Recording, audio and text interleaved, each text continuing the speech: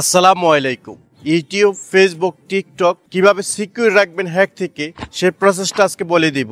এক নাম্বার হচ্ছে two step authentication অথবা টু ফ্যাক্টর অথেন্টিকেশন। এটা তিনভাবে অন করা যায়। এক হচ্ছে টেলিফোন নাম্বার দিয়ে, দুই হচ্ছে অ্যাপসের মাধ্যমে, তিন হচ্ছে ইউএসবি সিকিউরিটি কি এর মাধ্যমে। এটা যদি অ্যাক্টিভ করেন আপনার ফলে কি হবে, উপকার কি হবে, কেউ যদি আপনার এই অ্যাকাউন্টে লগ ইন করতে চায় আর এটা অন করে রাখলে সর্বপ্রথম এটাতে একটা নোটিশ যাবে আপনার ডিভাইসে, এবং এই নোটিশটা যদি আপনি অ্যাকসেপ্ট করেন, হয়তো যদি ফোন নাম্বার দিয়ে রাখেন ফোন নাম্বারে যাবে, অথবা অ্যাপসে দিয়ে রাখলে অ্যাপসে যাবে।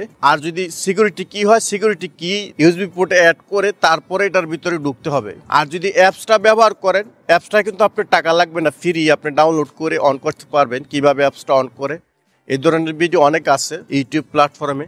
আপনি যদি অ্যাপসটা অন করেন সেক্ষেত্রে প্রতি 30 সেকেন্ড পর পর আপনার যে কোডগুলো আছে, হ্যাকিং যে জেনারেট কোডগুলো আছে সেগুলো চেঞ্জ হয়ে যায়। সেক্ষেত্রে আর হ্যাক করার সম্ভাবনা একেবারে কমে যায়। দুই নম্বর কাজ হচ্ছে যে জায়গার ভিতরে আপনি টু স্টেপ অথেন্টিকেশন অন করবেন ফ্রম অনলাইনে, নিচে দেখবেন trust your device account and security, মানে আপনার টু স্টেপ অথেন্টিকেশন যে সেকশনটা আছে এই সেকশন একদম নিচে গেলেই দেখবেন এই অপশনটা আছে, সেটা ক্লিক করে রাখবেন। সেটা যদি ক্লিক করে রাখেন, আপনি ওল যদি কোনো ডিভাইস এটার ভিতর লগইন ছিল সেটা কিন্তু অলরেডি তারা এখান থেকে রিমুভ করে দিবে। সেক্ষেত্রে আপনার ওল্ড ডিভাইসটা যদি কারো হাতে থাকে সে কিন্তু এটার ভিতরে আর ঢুকতে পারবে না। তৃতীয়ত যে বিষয়টা মাথায় রাখতে হবে, আপনার টেলিফোনটা অন্য কারো হাতে দিতে পারবেন না। আপনি যে টেলিফোনটা ব্যবহার করেন সেই টেলিফোনটা অন্য কারো হাতে দিতে পারবেন না।